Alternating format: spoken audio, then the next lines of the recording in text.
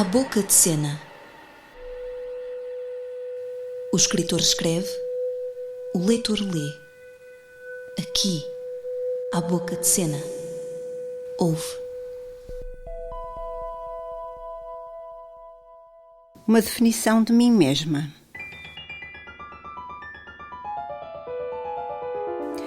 É muito difícil dar uma definição de nós próprios. Uma pessoa pode ser vista de muitos ângulos. Posso ser vista como mulher e como mulher confundo-me na rua e na sociedade com outras mulheres. Tenho o gosto da maioria das mulheres, gosto da minha casa, dedico-me a ela de uma maneira não muito exaustiva, porque para mim escrever é a condição dominante. Houve sempre um grande equilíbrio entre a vida de escritora e a vida familiar. Sou uma pessoa calma, não corro em direção aos acontecimentos, espero que eles me escolham. O que me caracteriza é uma grande prudência. Eu sou chamada a mulher prudente. Não tenho pretensão de dominar seja o que for. Eu sei que há um determinado momento em que nós podemos falhar, se estamos muito confiantes. Confio sobretudo em mim, num certo equilíbrio de forças da própria natureza e da própria sociedade. Mas sei que há também, que pode haver, um pequeno grão de areia e as coisas podem ser desviadas. Isso já é do conhecimento da sabedoria das nações. O conhecimento desta fragilidade é também uma força. Orientamos a nossa vida, mas não determinamos o nosso destino.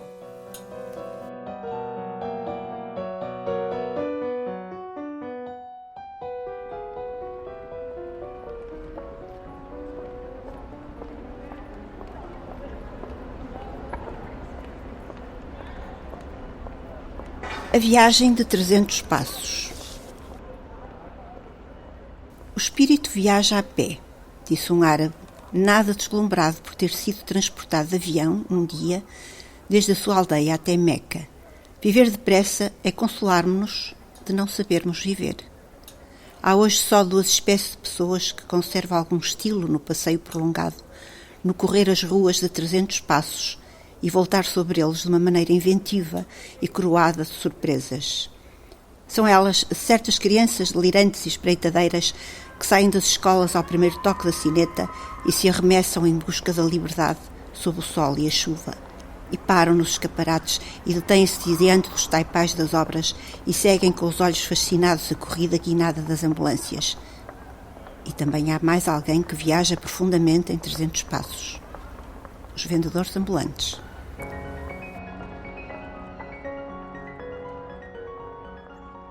Conheci um extraordinário cujo diploma de doença, usava-o às vezes suspenso do peito como atestado de congressista, lhe abrira as portas à profissão de paciente qualificado. Vendia pentes e alfinetes, ou antes, oferecia-os galantemente aos seus benfeitores, em troca de uma proteção vitalícia. Era um cavalheiro conversador e que sabia tratar com as senhoras. E amava a rua, como ele amava a rua, meu Deus. Amava aqueles 300 passos de empedrado, de montras vivas onde brilhavam as novidades das estações. Foi o primeiro a admirar os manequins recém-chegados às melhores vitrinas, a comentar as suas cabeleiras de vidro e as pernas de renda preta. Que lindas marafonas, disse. Eu não gostava de uma mulher assim, mas o que se vê da rua tem que parecer mentira para nos animar a ideia. De repente, fisgava do outro lado do passeio a descuidada presença de um benfeitor e disparava naquela direção. Era um excelente caçador, de vista aguda, de sentido apurado para os perigos e as dificuldades do ofício. Mostrava-se às vezes extremamente afligido com os pormenores da sua viagem, olhava em volta com cândida indignação. Ai, os polícias são muito maus, queixava-se, e percebíamos nessa ponderada verificação todo um conceito infantil, regulado pelas leis positivas do bem e do mal. Era um homem magrinho, de olhos impressionantes, febris, interrogativos, mansos. Havia com ele qualquer coisa de comicidade, talvez uma leveza graciosa que o fazia parecer despegar-se do chão e mudar de lugar irrefletidamente. As suas cortesias eram deliciosas. Não eram subserviências vulgares de um pobre, mas algo de mais verídico, inqualificável, como um parentesco desconhecido e, no entanto, definitivo. Um dia, era nos primeiros passos da primavera e apareciam por toda a parte as vendedeiras das violetas. Parámos na rua e conversamos. O borrifo da Fonte dos Leões voava até longe e salpicava-nos a cara. Eu disse: são bonitas as violetas, mas como são caras. São caras, são. Tudo é muito caro, disse ele. A sua confirmação trazia a febre e a desistência de muitos anos. Os invernos frios, o conforto daquela viagem de 300 passos, com as montras cheias de artigos cuja existência bastava para lhe proporcionar orgulho. Orgulhava-se de que houvesse coisas caras e belas que além solicitava simplesmente, sem hesitação, sem avidez, com exigência até. Orgulhava-se de gente rica e de que alguém pudesse adquirir as suas queridas iguarias, as roupas quentes, o café aromático. Estava um lindo sol, mas o vento áspero e turbulento atirava-nos na cara o tato fino da Fonte dos Leões. Então, eu ia já distante do lugar onde parara e ele chamou-me. Trazia na mão um ramo de violetas e deu-me, com a perturbação quase hostil de um homem que reconhece os seus sentimentos. São para a sua menina, disse evasivamente. Não quis admitir que éramos amigos, até muito além da nossa condição.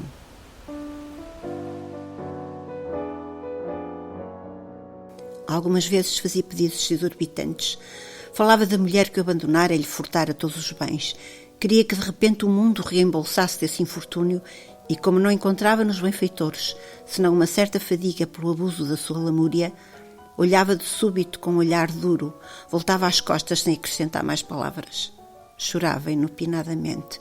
Parecia inventar pretextos para o fazer, embora a sua vida fosse cheia de factos tristes. Uma espécie de dor absurda pesava-lhe na alma, e ela não provinha da consciência da sua miséria, mas de uma ampla renúncia de si próprio. Parecia inquieto, devorado por resoluções que não quadravam bem ao seu caráter afável e quase alegre. Já não percorria a rua com o seu andar esvoaçante para atalhar o passo de um dos seus protetores. Deixava-se estar sempre no mesmo lugar, transido, calado, sonhando espetaculares desastres que lhe trouxessem aos seus pés o espanto da multidão. Via-se prostrado, no vômito do seu sangue, ou esmagado na travessia dessa rua, outrora seu rio de fortuna, sua escola de mérito, sua sala de encontros e palestras. E já não tinha aquele sorriso profundo de pantomima, um sorriso de prata no rosto, que não era quase um rosto, mas um fino trabalho de talha de um Cristo sem história.